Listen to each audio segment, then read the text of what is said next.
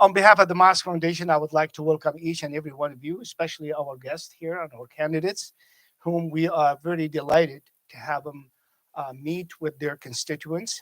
The Mosque Foundation value civic engagement very highly, and we encourage our community to take part in the electoral process, to register to vote, and to be involved and be an informed voter, so they can meet with their candidates, ask them the questions about what they are going to do for their district and how they can work to make sure that there is a successful district in our state.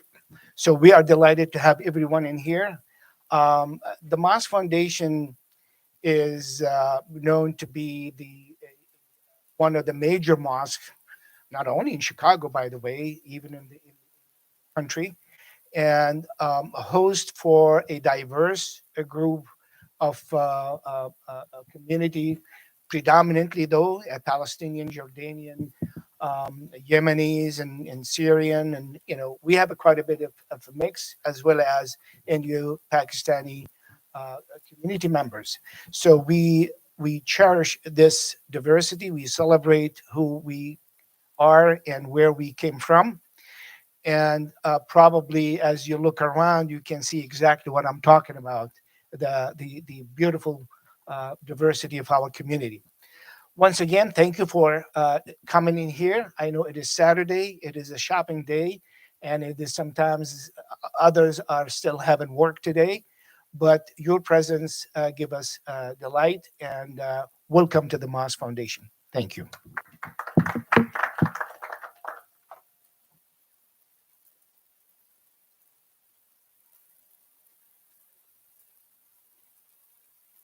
Good afternoon. Assalamu alaikum. Peace on everyone here. My name is Abdullah Mitchell. I am the Executive Director of the Council of Islamic Organizations, and on behalf of the all 77 member organizations across Greater Chicago, we welcome you this afternoon to offer you this opportunity to hear from the candidates themselves who are running for national office, for seats in Congress, where many policies that some of which we were discussing this afternoon impact us as a community.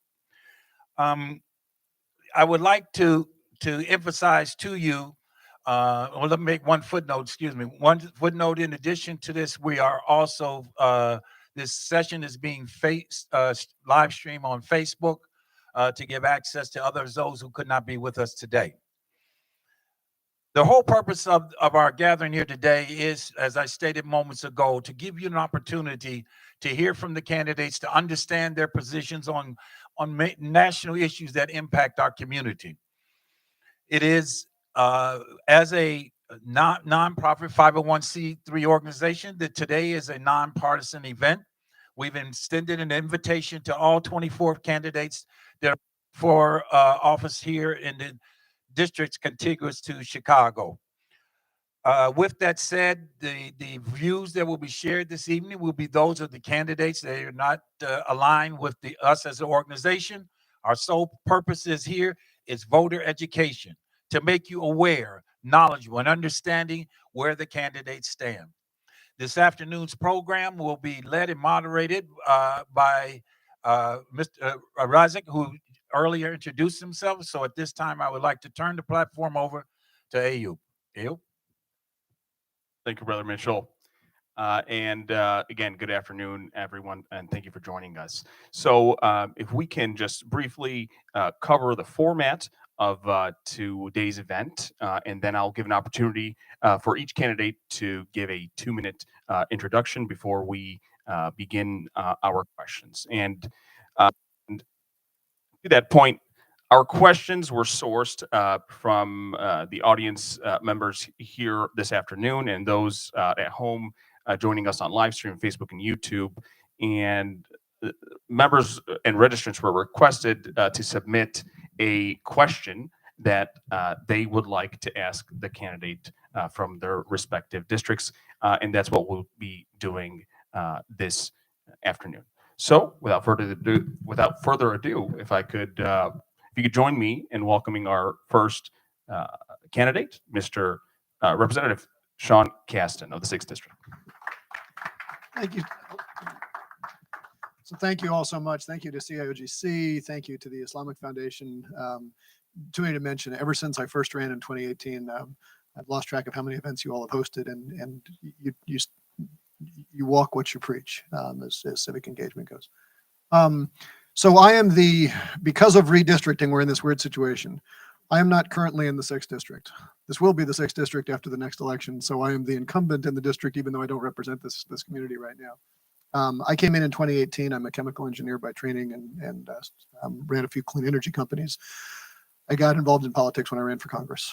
That's the entirety of my political experience, is 2 terms in Congress and shooting for a 3rd. And I basically ran because after Trump was elected, I could not stomach the idea that we were governed by someone who was trying to divide us. And I've always thought that we have so much more in common as Americans than divides us, and there's so much pressure to focus on those things that make us unique and not the things that make us different. And I came in with a focus on climate change, saying, okay, how do we make sure that we protect our climate and grow our economy and look out for everybody? And how do we make sure that as we make these transitions, we look out for people in need? That expanded into, which we've done quite a bit of. We've done a lot of work on democracy reforms, because so much of what we have, this is weirdly prescient, and I wish it wasn't. At the end of after the last election, I spent a lot of time with constitutional scholars saying, what are we most concerned about in the transition? And they said document retention. And so we led an effort to send letters to every member of the Trump administration, making it very clear that there are legal ramifications for not transferring documents. And we find ourselves there now. But all of this is not because they're Republicans or Democrats or men or women or your gender or your religion or anything else. It's because we are all Americans. And I'd put a challenge to all of you to remember that, because if you go back to common sense, Thomas Paine, he wrote this thing in 1776 that he was trying to convince people who had come from a lot of different countries that it was worth becoming the United States. And he said, I'm going to misquote this, but he said, our lesser distinction is where we are from. Our greater distinction is that we're Americans.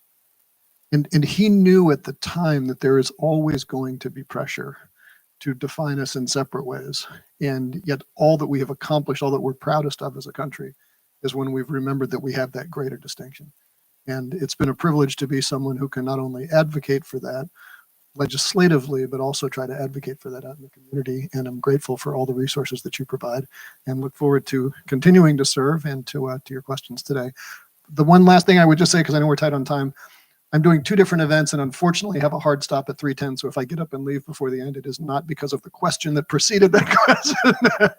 It's just because we're a little bit tight on time. Thank you. Thank you, Representative Caston. And actually, you guys can hang on this mic. Yeah. Hopefully we'll be right on schedule. We'll be moving pretty quick this afternoon. I'd like to introduce our next candidate. And again, I know we asked you before the program, Mr. James Bellicose of the 4th District. You got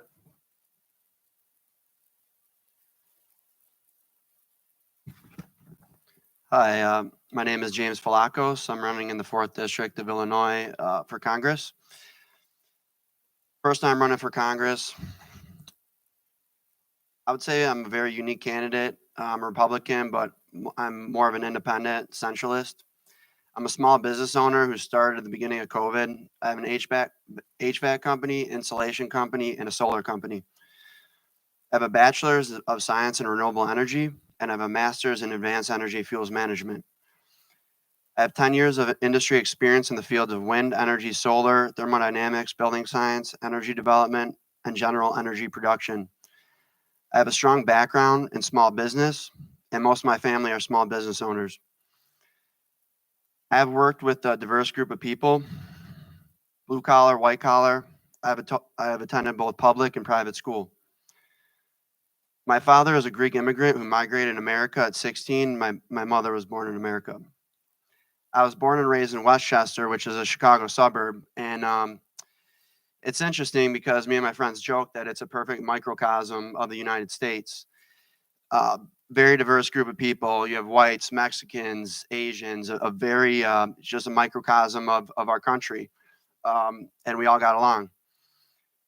So In addition to that, I have a strong and diverse network of friends, colleagues, a plethora of business sectors, which I consult and try to give myself an even keel approach. Just quickly, a couple my major policies I want to highlight is inflation, cost of living. With current government spending has gotten out of control. Food, gas, clothing, homes, rents, virtually all goods and services have risen to levels that I wonder how people are surviving. I want to launch an entire forensic audit of the Fed, the IRS, and hold all those responsible. And I will. This is the biggest concern of Americans, and it's a priority of mine. Inflation is being caused by massive spending by our government, the irresponsible printing of money by the Fed, and the corruption that has rotted away our democracy. I'd like to grow small businesses and domestic manufacturing because I believe that would greatly alleviate the stress on Americans' pockets. Energy independence and renewable energy is a big background of mine, but I think that currently it's been hijacked. The biggest factor in determining our country's strength in the world is energy. I believe I don't believe in EV cars. I believe in heavy nuclear power. It's very energy dense. I believe in hydrogen fuel cells because it eliminates the need for batteries. And this is a very different approach than many would say. As far as healthcare, I believe it's very damaged. The costs are out of control. And this is something that we'd like to touch on too. And lastly, taxes. Dramatically reducing the size of federal government and their spending would alleviate the stress on Americans. And by reducing federal income tax and reducing government, we are ensuring that citizens' hard-earned money in this country are not being sent overseas on proxy wars. Thank you. Thank you, Mr. Falcos. And to introduce our final candidate from the 7th District, please join me in welcoming Representative Danny Davis.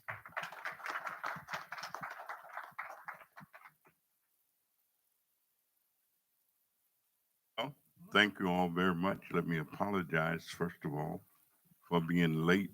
And I want to give a great deal of credit to the person who was communicating with us because they prepared us for this evening very well.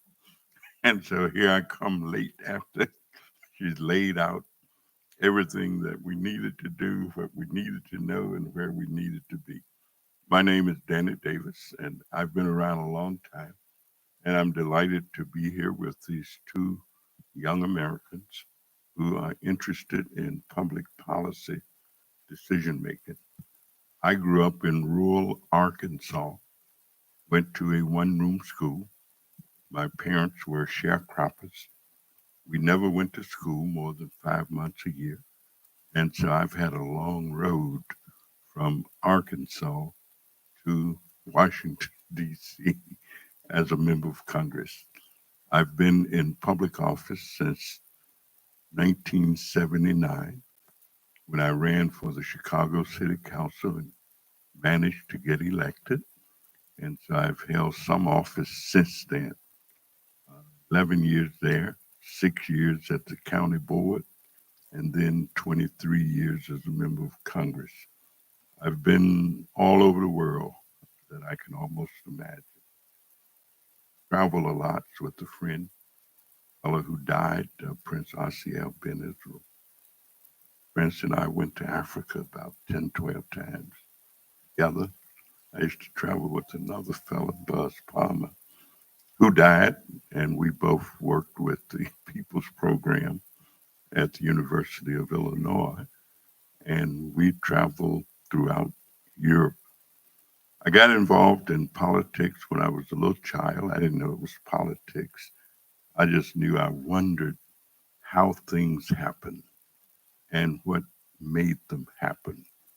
And so I studied political science in undergraduate school, switched to psychology to do a master's degree, and then got involved with other kind of things and did a doctoral degree that I've had since 1977.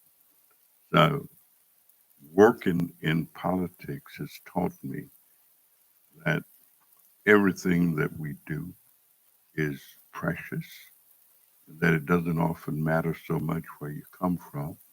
What really matters is where you go. And if you have a set of basic beliefs, that's what guides your action. I believe in equality, equal opportunity, equal protection under the law, all people, and pretty much work in that vein. So it's a pleasure to be here this afternoon and share with you for the time. And I also just want to mention that one of the candidates I know very well. I think you're going to be a very fortunate community to have him represent you, although he has not done so ask. So it's good to be here with you, Representative, and it's good to meet you, sir. And I'm delighted to be here. Thank you very much.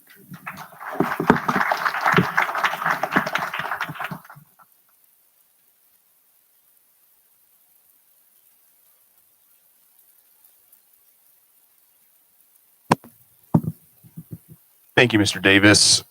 And before we get into the questions here, I just wanted to extend my sincerest appreciation to the council for organizing this wonderful event and honoring us by hosting it in the Mosque Foundation. And Sister Senna, for your help. Thank you so much. And Brother Abdullah Mitchell, if we can give it a hand. Brother Shah Khan, Sister Amna in the back there. She's so our first topic this afternoon is gun violence. And our first question is for Representative Caston. Ghost guns are readily available, can be purchased without a background check, and are untraceable. What policies do you support to curtail this easy access to ghost guns?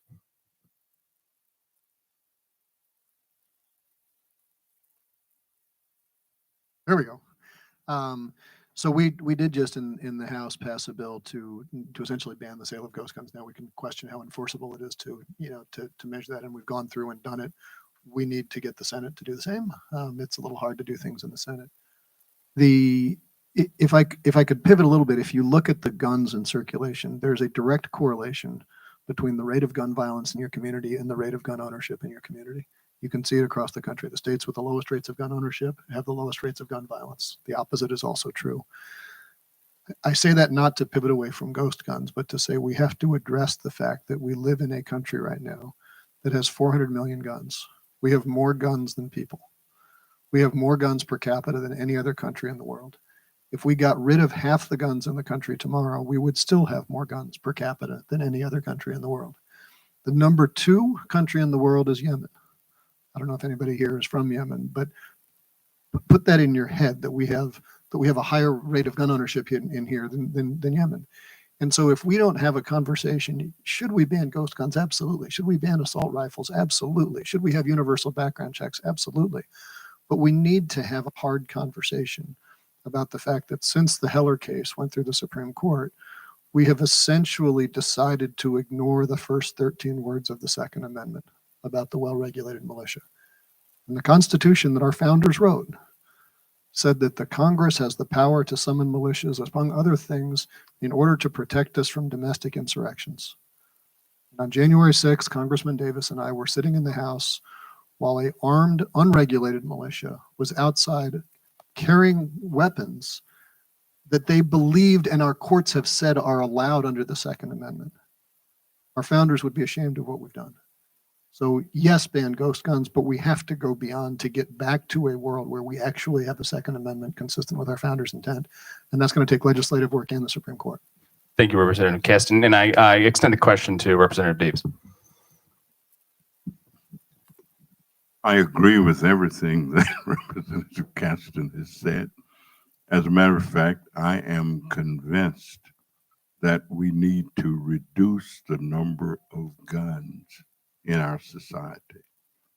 Personally, if I had the opportunity, not only would we get rid of assault weapons, I don't believe that any citizen has any need for an assault weapon unless he or she are part of the military, and in some cases, part of law enforcement.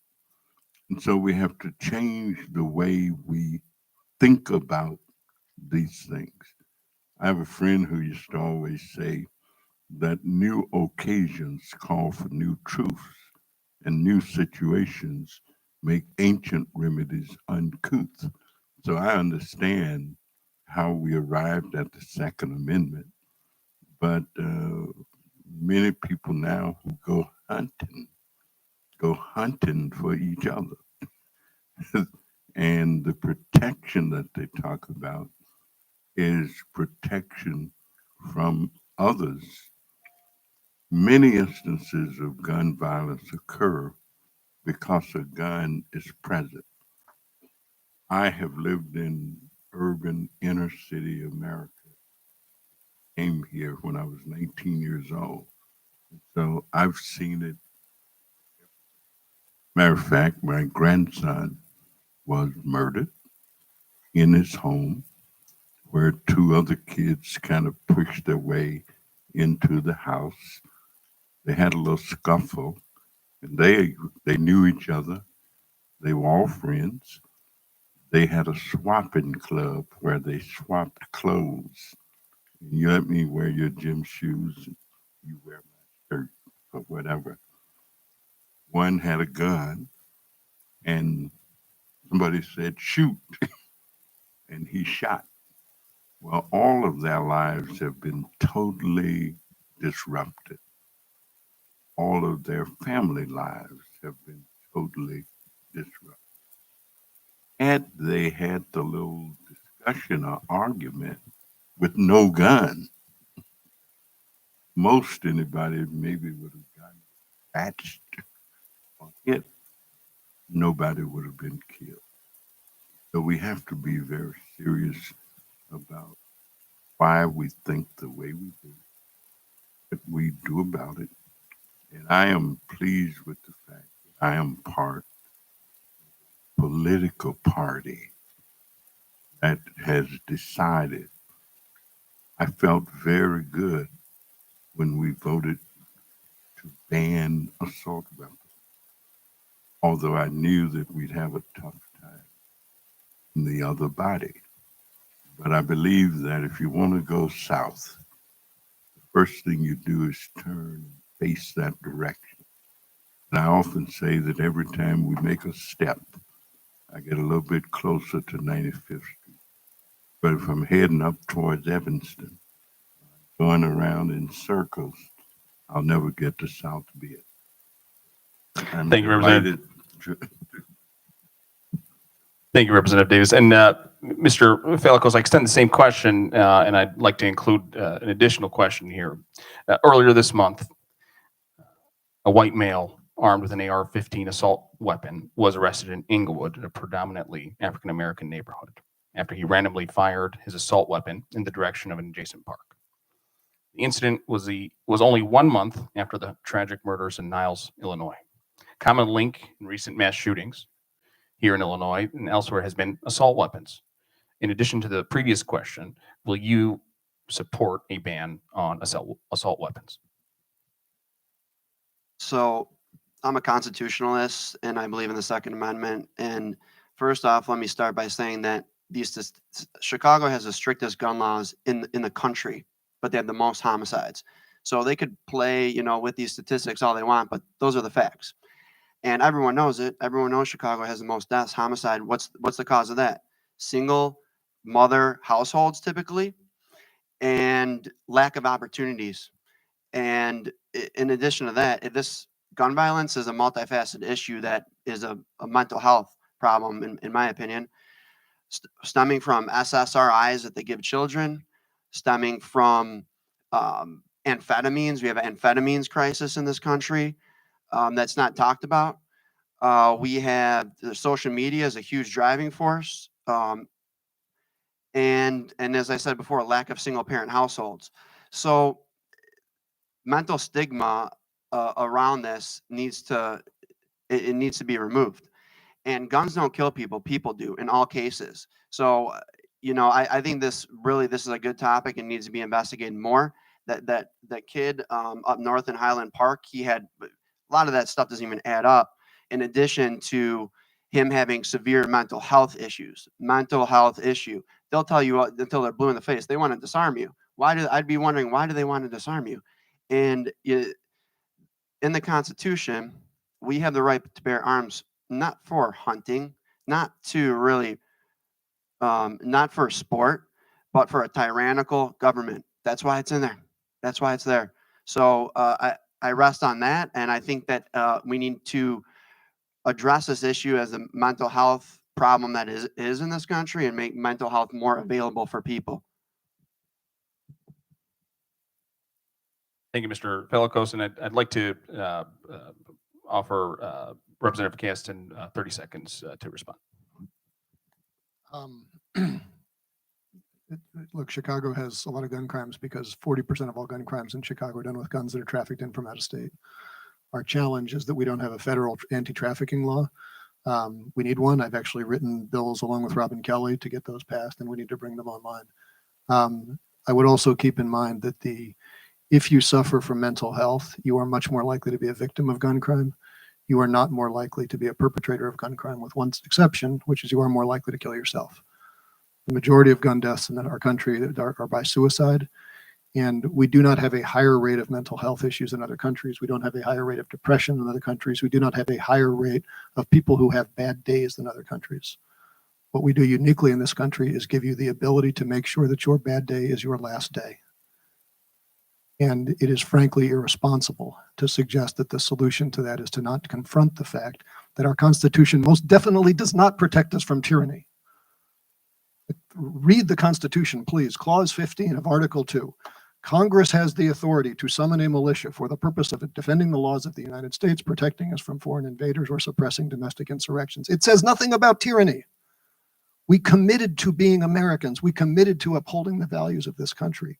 If you decide that you want to attack the country on January 6th, you are a terrorist, and we should call you as such.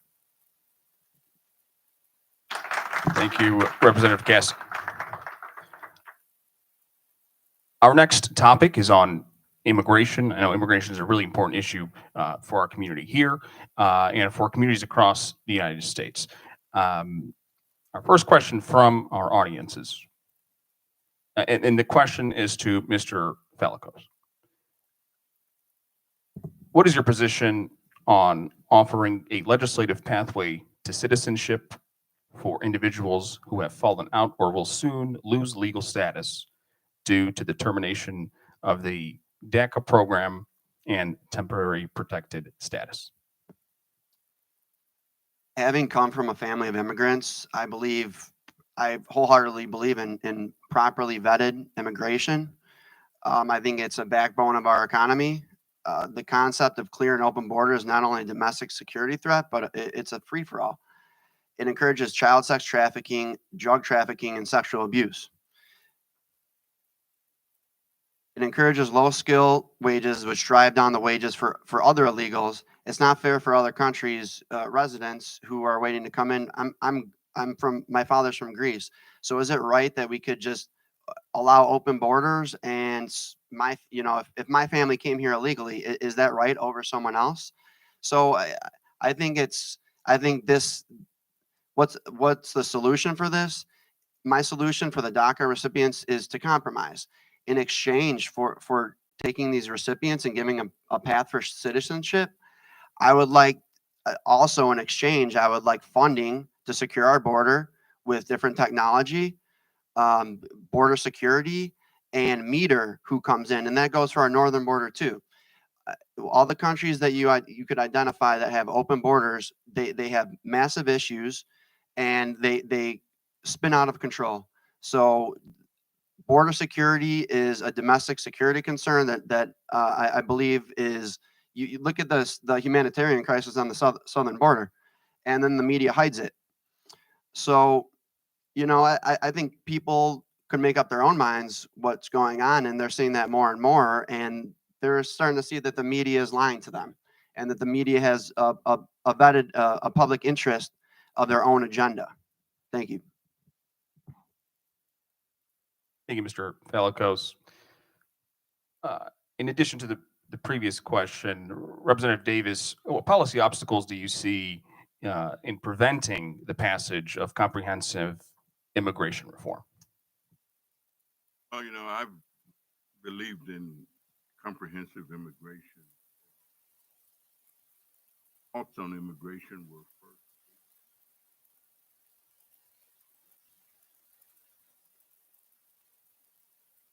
tested that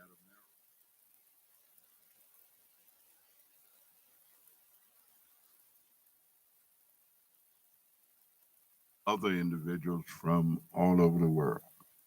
I think I read that when I was about 8 or 9 years old. The policy formulation and ways of dealing with, I believe that we do in fact need to protect our borders. We need to do all of those things that I've just heard about, certainly many of them. But I still believe that there should be the opportunity for individuals in this country who have come to find a pathway to citizenship. I represent the Inglewood community. I also represent some of Little Village, some of Pilsen, which are basically communities where individuals have come from Mexico and other South and Central areas. I think we have to do all of it at the same time. I don't think excuses. For example, I was listening to the conversation relative to the Constitution, and I thought about the fact that in the Constitution, my ancestors were slaves, and they were counted as 3/5 of a person, many of them, in the Constitution. Women had virtually no rights. They certainly couldn't vote. They had no right to vote, didn't get the right to vote until a little more than 100 years ago. And so our country is constantly moving and reacting and promoting the changes that are necessary to make America become what it has never been. But it has the potential of being. And so we move in a direction. Plus, I think one of the reasons that many people want to come here is because we are thought to be the most humane, the most open, with the greatest opportunities of any country, especially large countries in the world. But we also have problems and issues that need to be changed. As good as we are the most incarcerated nation in the world. There's no other nation on the face of the earth that has as many of its people incarcerated. And so changes are needed, but I'm for comprehensive immigration. Thank you, Representative Davis. Representative Caston, we asked that you respond to the same question. Again, we're asking, what do you see as the biggest obstacles to these sorts of policy initiatives? Sure. So let me let me try to not repeat anything. Number one, absolutely support. We can not only have support, but voted for the Dream and Promise Act in now 2 terms, which would provide paths to citizenship to our dreamers, to our DACA recipients, and the Farm Worker Modernization Act, which is a huge chunk of immigration we don't talk about as much. But remember that for years we recognized that farm workers naturally move back and forth to follow the crops. If you're a rancher and you've got a crop and you've got a bunch of cattle in North Dakota and you move them to Texas, that's a part of your job. When we created a border with Mexico, all of a sudden that became an immigration question instead of a labor question. And so we had the Bracero program for a long time that recognized people could move back and forth. Then we stopped doing that program. Now all of a sudden you've got families who are doing the same thing that they always did, but they are quote unquote illegal. We do about that. Well, the farm worker modernization program was meant to address that. We passed that. We've voted through this. Those two programs, by the way, would address the majority of the undocumented immigrants in this country. I should also mention that the majority, not the same majority, but the majority of undocumented immigrants in this country, roughly 12 million, the majority of them are visa overstays, not border crossings. People who come here legally on a student visa stay to get a job. People who come on a tourist visa, they've got a child, their child has a health issue, they stick around longer. That's the majority of our undocumented population. If you want to talk about borders, fine, but you're not really talking about immigration. If you want to talk about undocumented populations in this country, we want to live in a surveillance state that's going to monitor people who came here legally, did nothing wrong, and overstayed a visa? We should talk about why we don't have that conversation. And I think there's a two-part answer to your question of why this is so hard. The first is the filibuster. The Senate was designed by our founders to frustrate democracy. Congressman Davis described the history of his ancestors. The Great Compromise of 1789 was because the southern states refused to join a union where majority will would prevail because that might end slavery.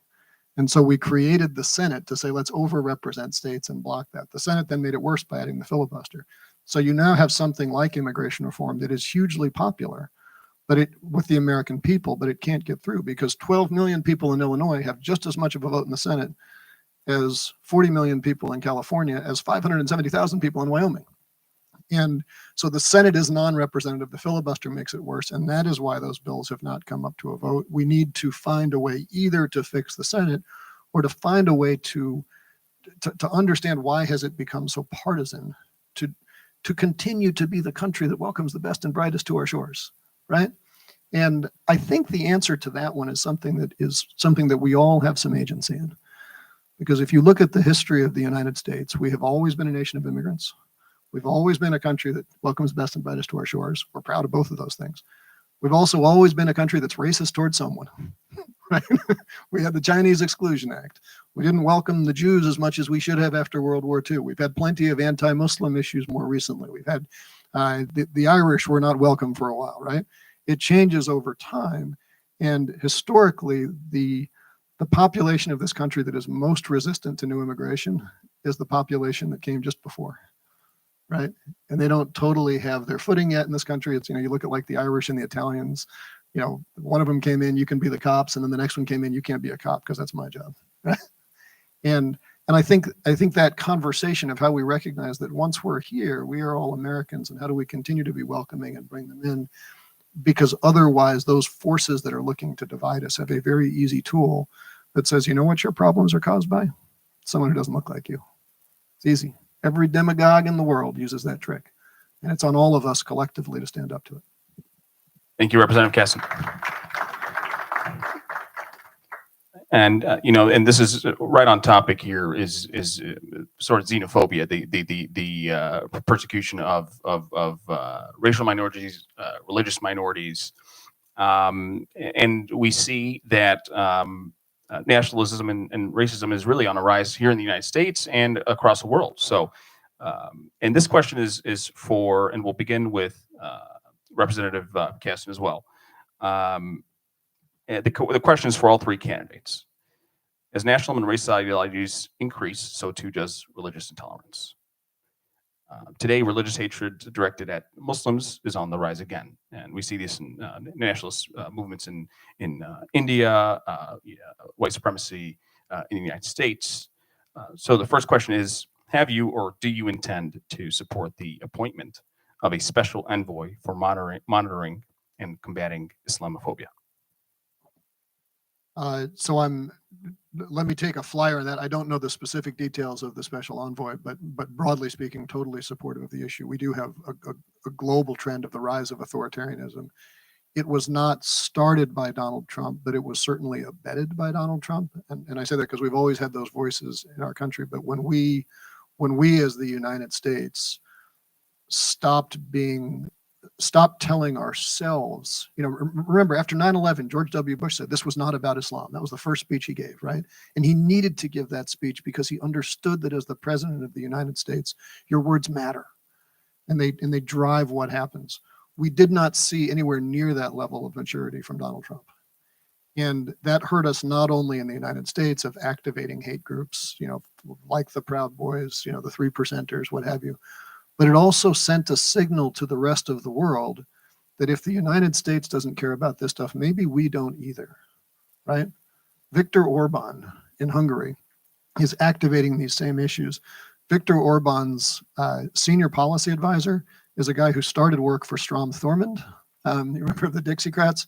He then moved and worked for Netanyahu in Israel, and now he's working for Orban. You can see this thread where smart political people have figured out that you can win elections and win power with ever larger majorities in democratic governments and ever lower turnout if you're very surgical about activating your base and suppressing others.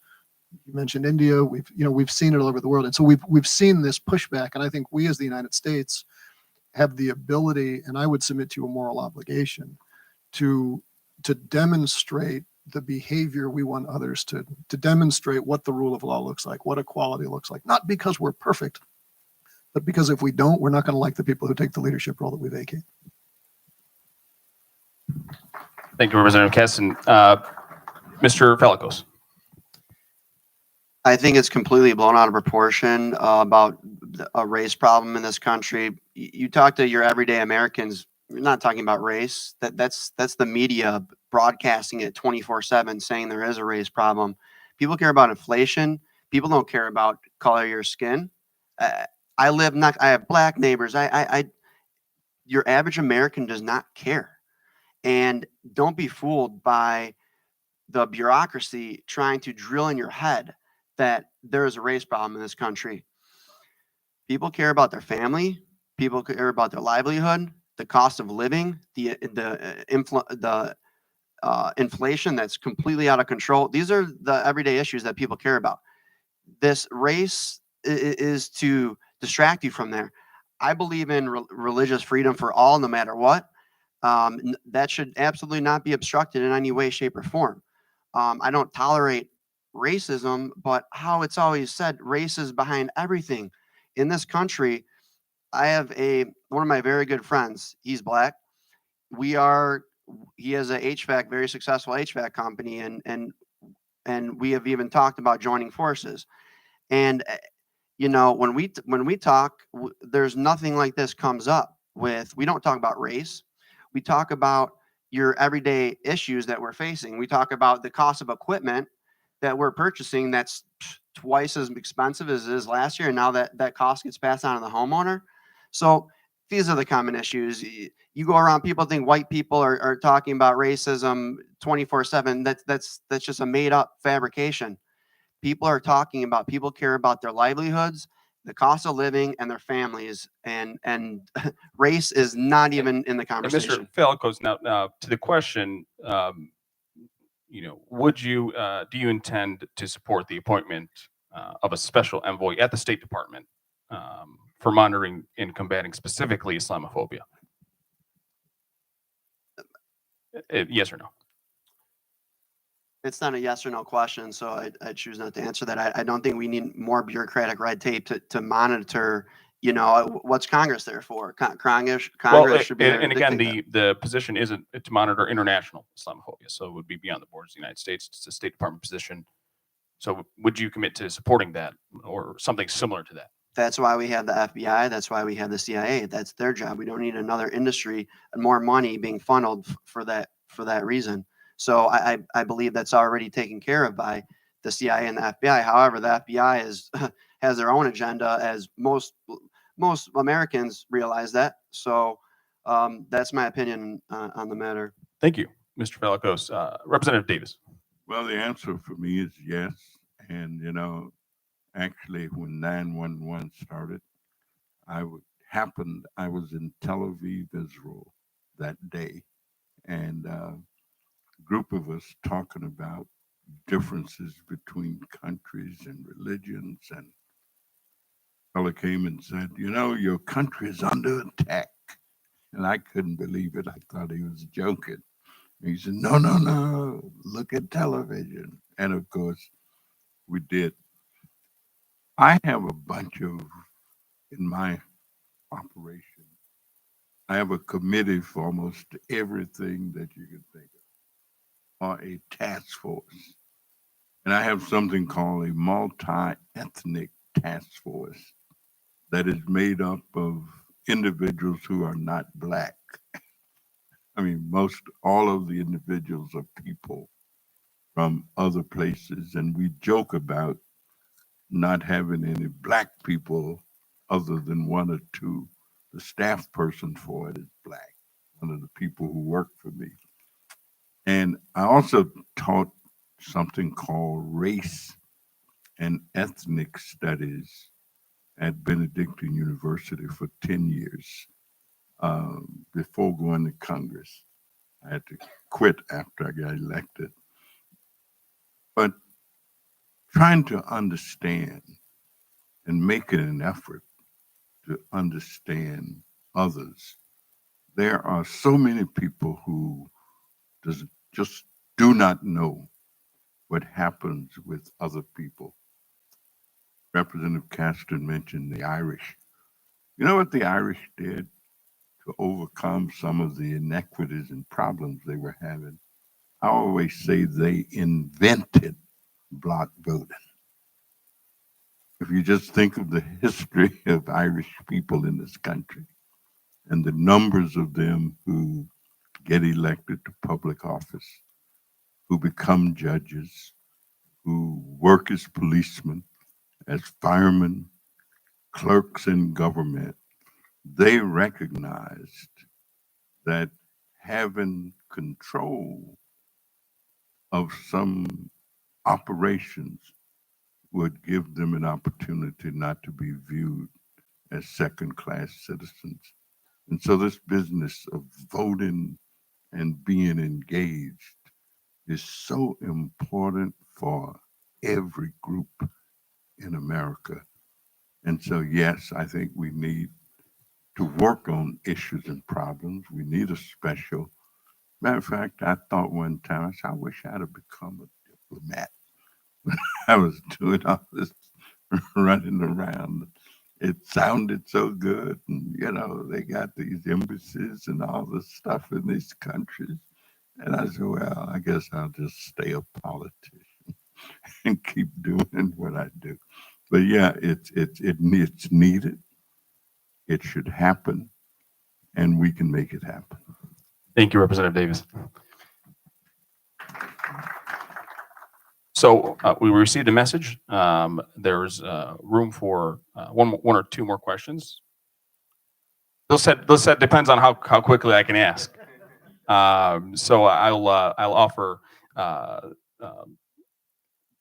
I'll allow Mr. Representative Casson to answer first. And this question is for all the candidates.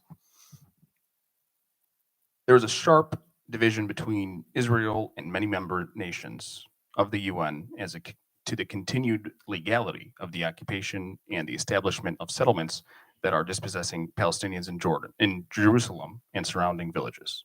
The continued expansion of settlements in occupied Sheikh Jarrah territory within East Jerusalem are deemed to be violation of international law. Our first question on this matter is, do you accept the position that continued expansion of settlements by Israel is in violation of international law? And then we have one more international question, and that is, what is your position on combining the rise of Hindutva nationalism in India and protecting religious minorities within India and the role of the U.S. government in that? I'm sitting here chuckling that the last question, as we're tight for time, is resolving the Israeli-Palestinian conflict.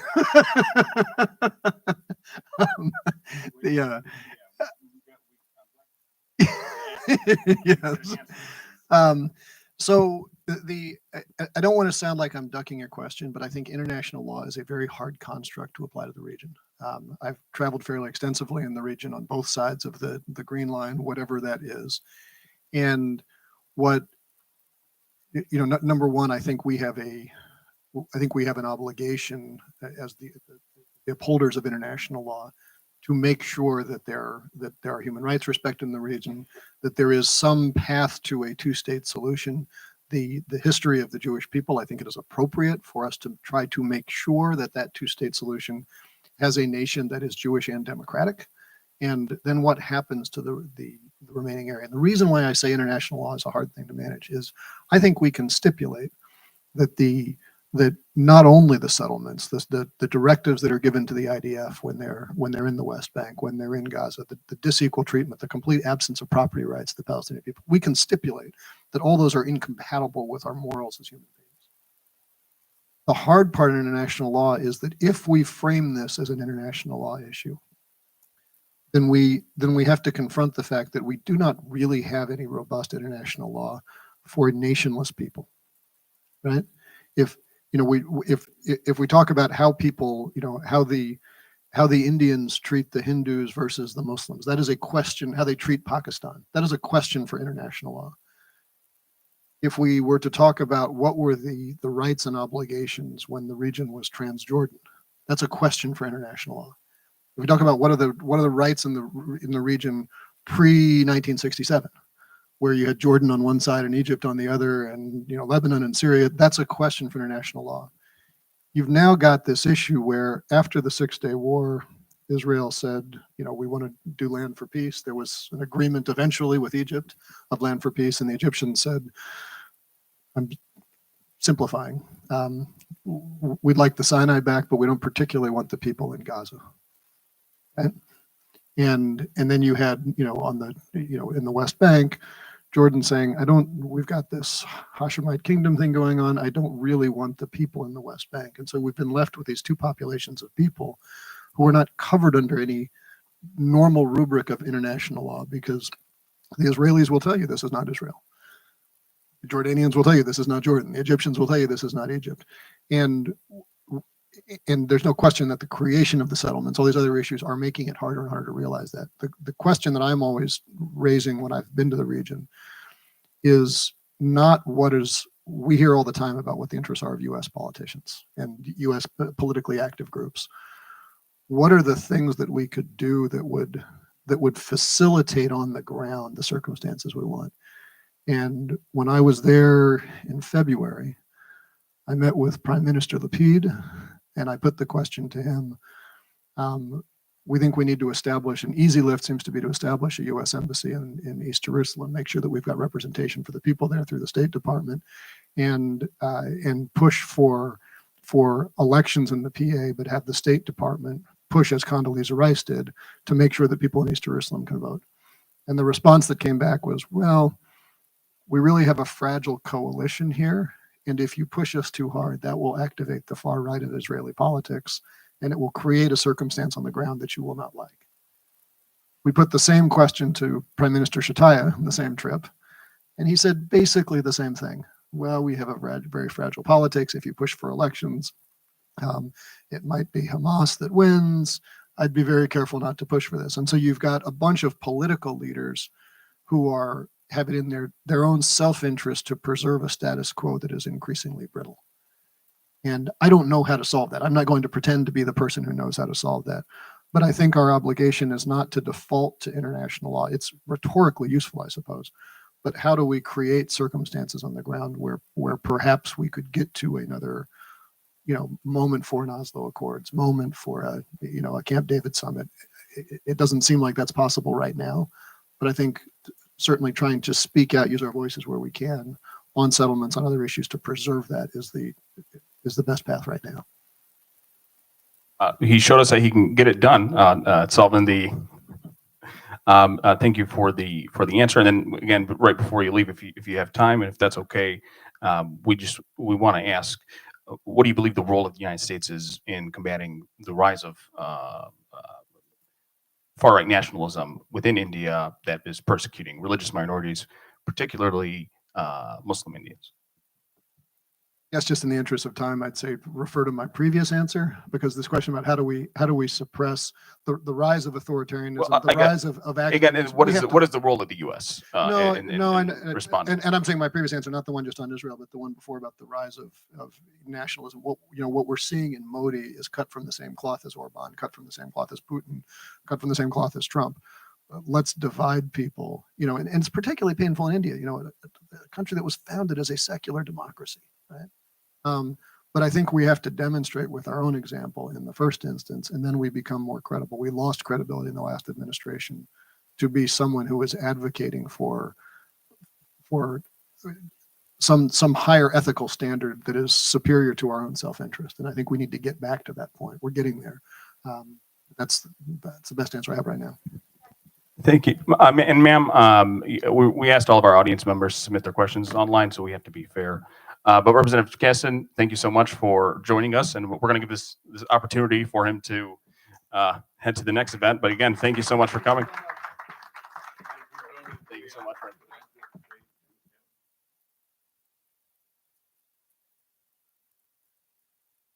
I just learned how to read.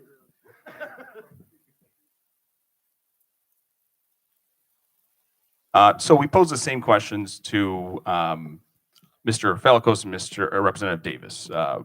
Felakos, to you. My stance on foreign policy is not to get so involved.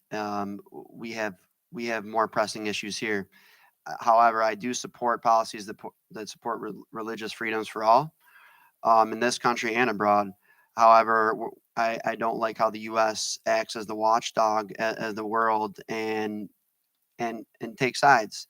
This creates conflict. When the U.S., you have the industrial military complex throwing money, billions of dollars at different wars that aren't ours.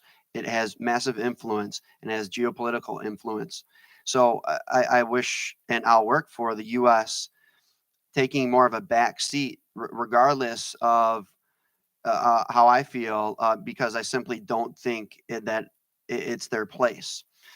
I will support policies that are aimed at not interfering in political battles and proxy wars abroad. I support the people, so my policies are with the best interests of this country, and I hope to work with the Mosque Organization Foundation and the Muslim community to see what other issues are important to them, what other issues are important to them here, and if by talking to people, discover if religious persecution here is a serious concern of theirs.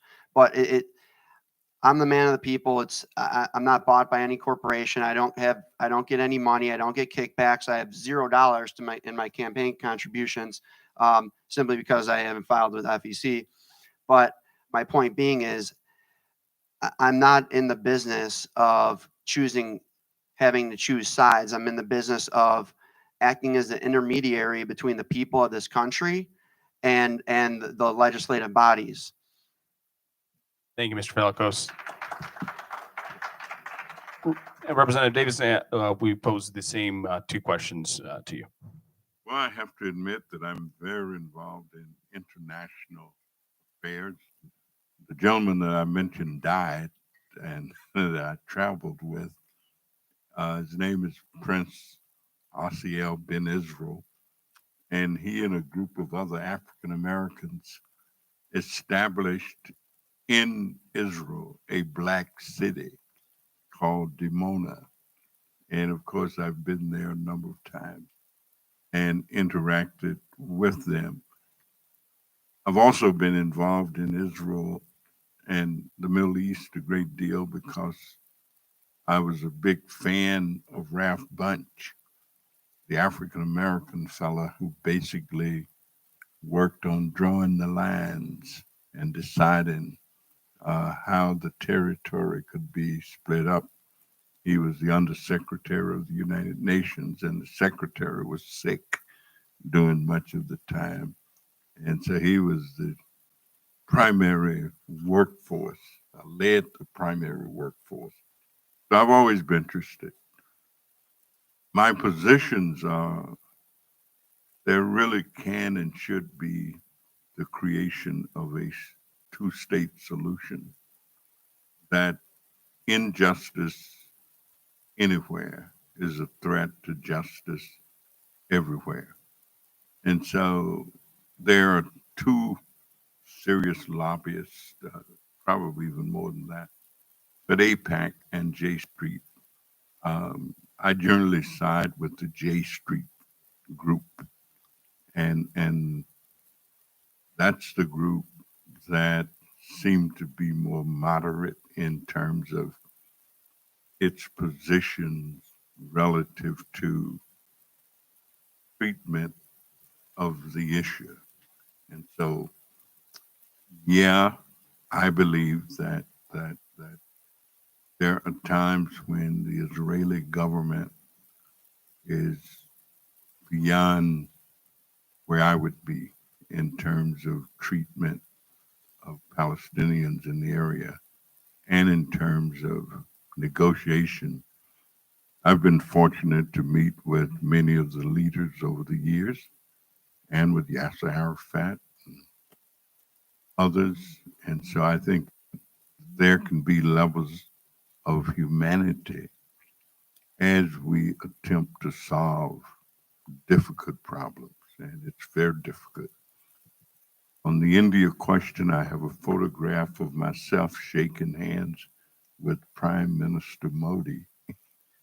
And many of the individuals in my multi-ethnic coalition are of Indian and Pakistani heritage.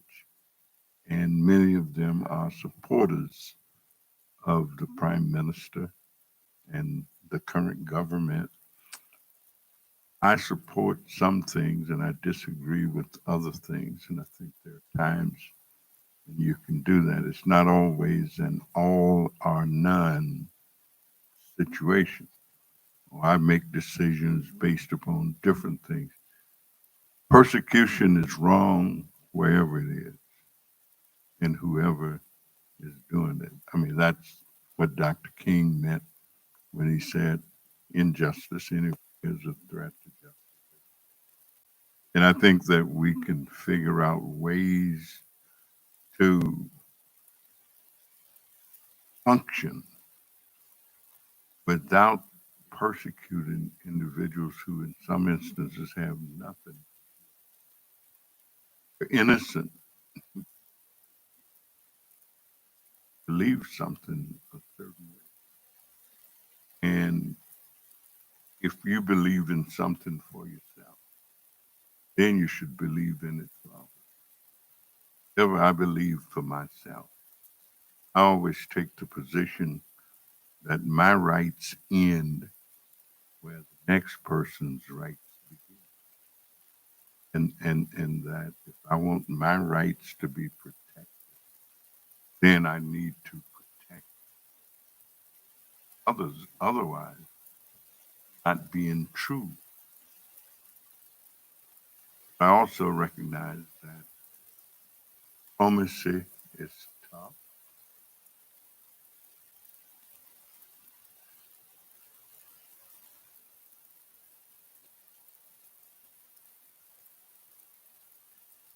Issues. And if we work at it, stand up for it, change ultimately.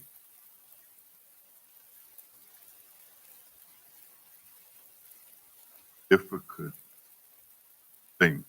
I've been with the minority.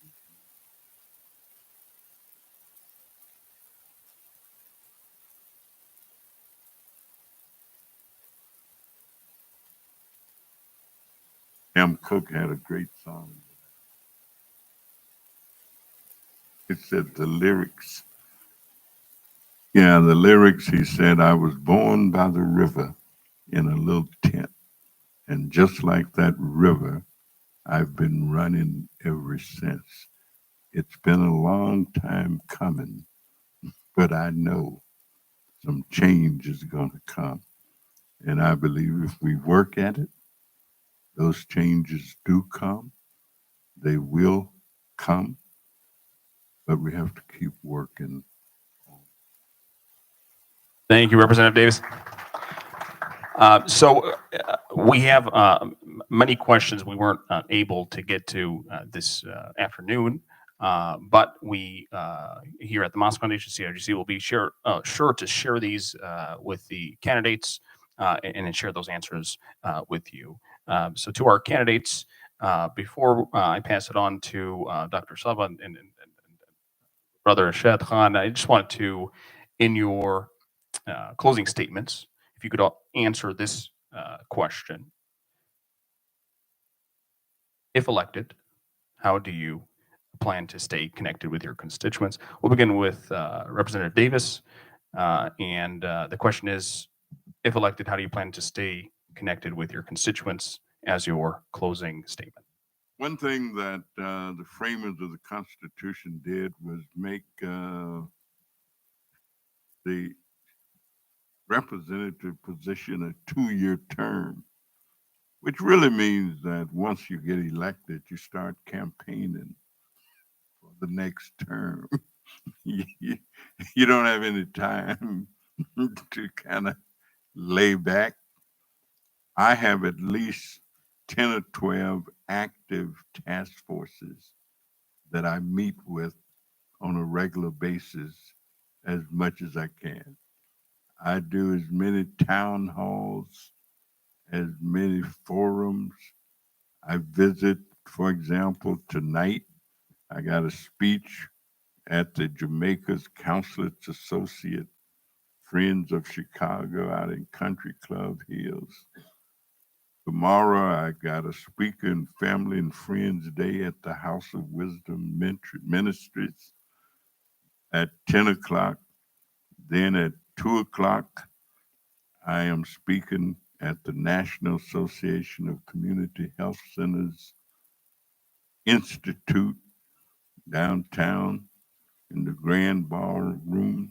Then at 5 o'clock, I've got a welcome to the Ukrainian minister, deputy minister of justice at 5 o'clock. And then after that, I've got a radio show at 7 o'clock.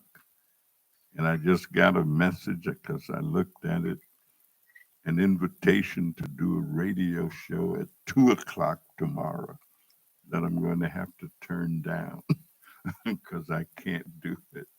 If I was not here right now, I would be at Alderman Walter. It's back to school picnic. Then I am going to stop by the Illinois Alliance's 8th annual booth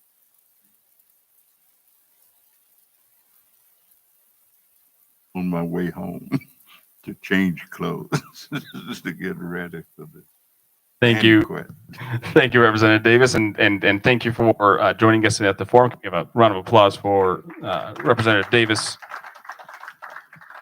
Mr. Felikos, again, your closing statement, and how do you plan with constituents?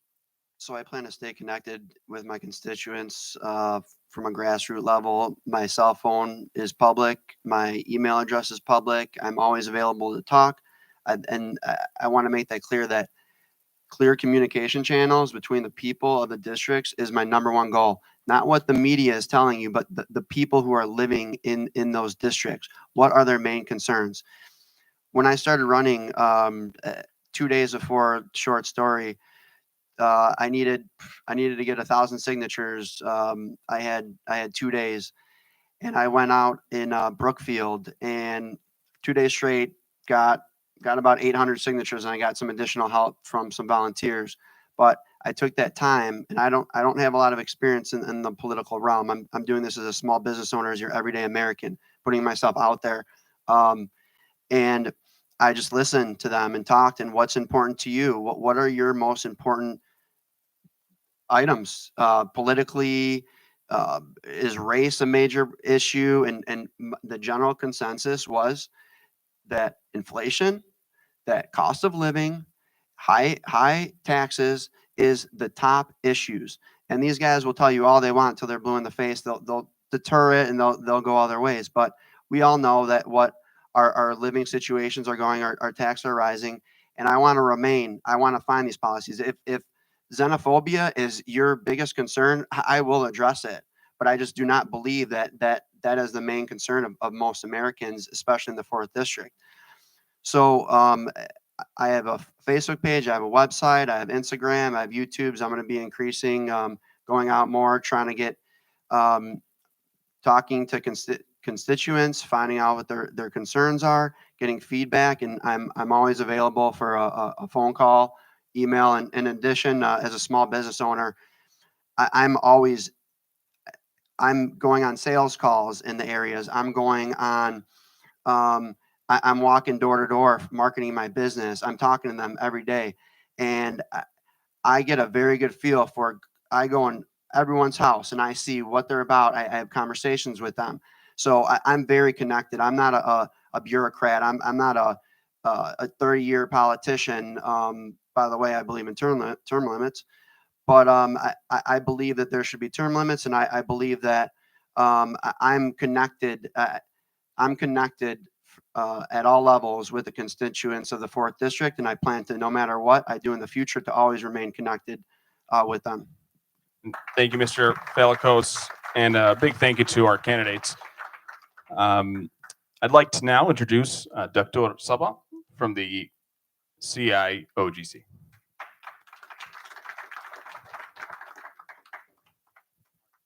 Assalamu alaikum, everyone, and greetings of peace to all our friends and family members who are here.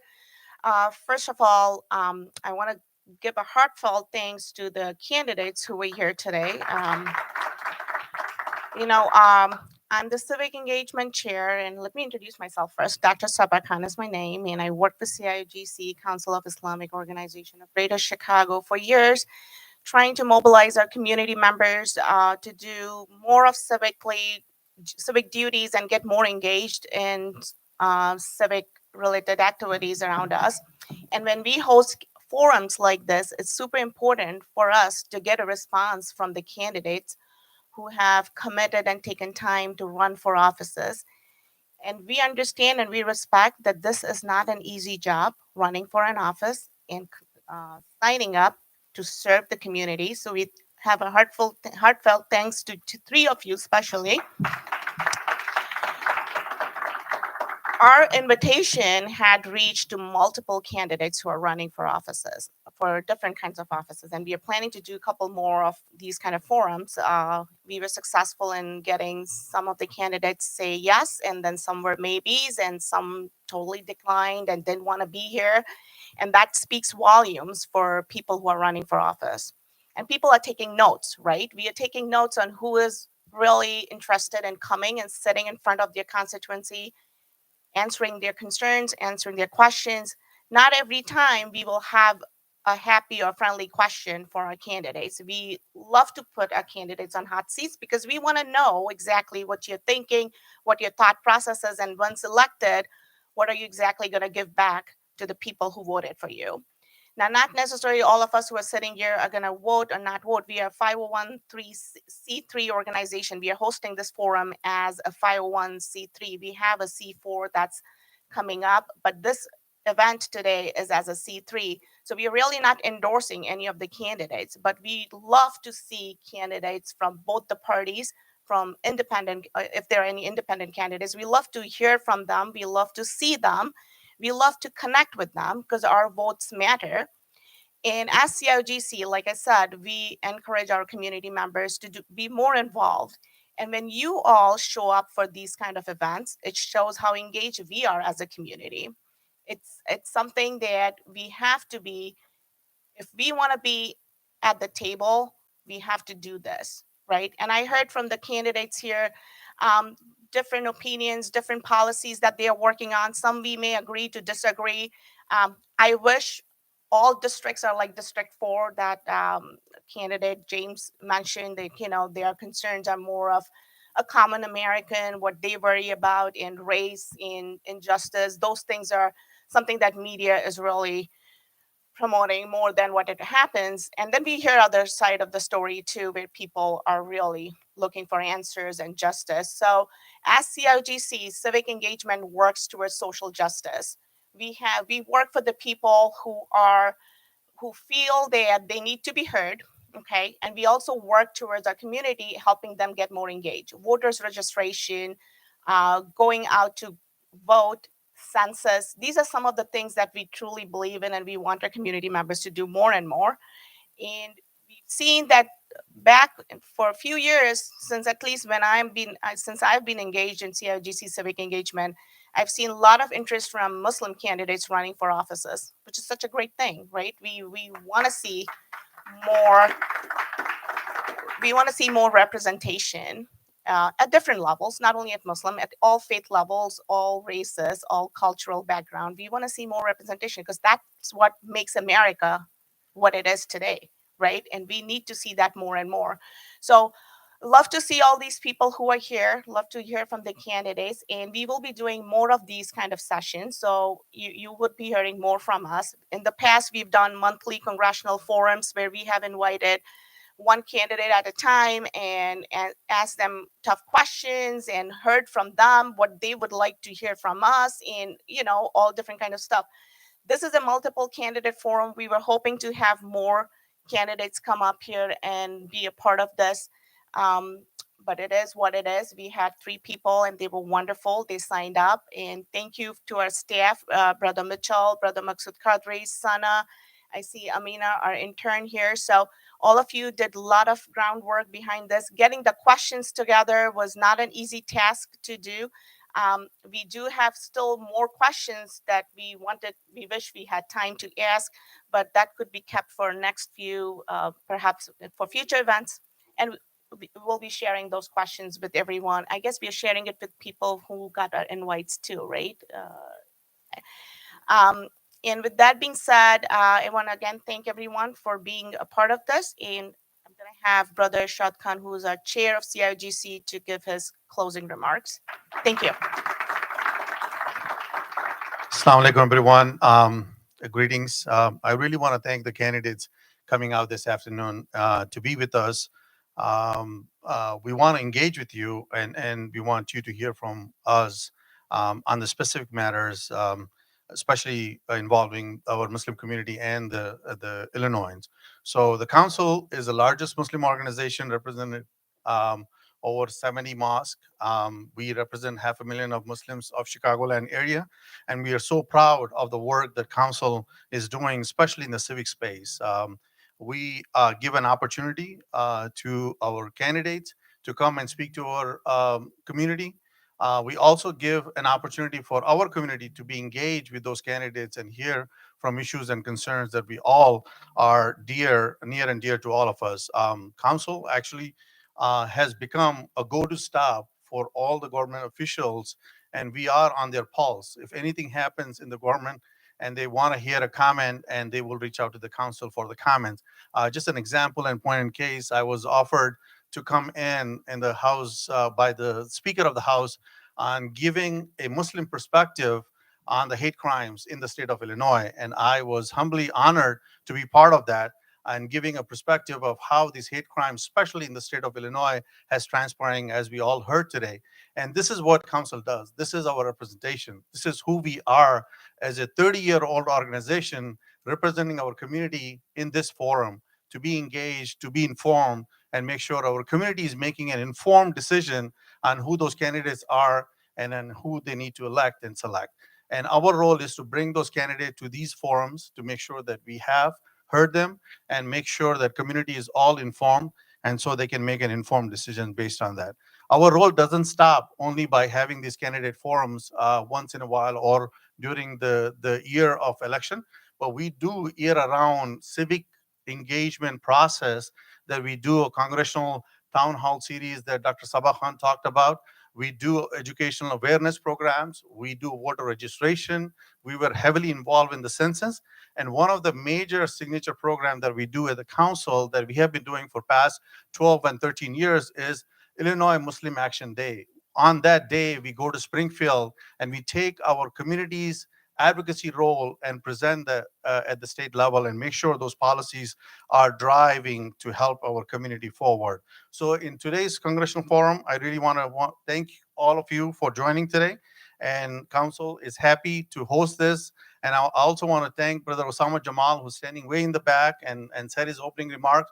Thank you for allowing us to host this program here. I want to thank my board, Dr. Sabah Khan, Vice Chair, Dr. Hamade, board member, Dr. Shoaib Khadri. Sister Shireen was just here. She must be just stepped out. But everyone who are here and the board, the staff, I really want to thank all of you for your help and support in engaging this educational forum, which I think is going to go a long ways. So thank you again for coming out, and thank you for being part of this. Really appreciate it. Thank you. Thank you, Brother Irshad. And to our audience, we know some of you have traveled a long ways to join us in the Mosque Foundation for this forum. So a final thank you to all of you as well. And we look forward to seeing you at future events just like these. We hope you all get home safe. And thank you all for coming.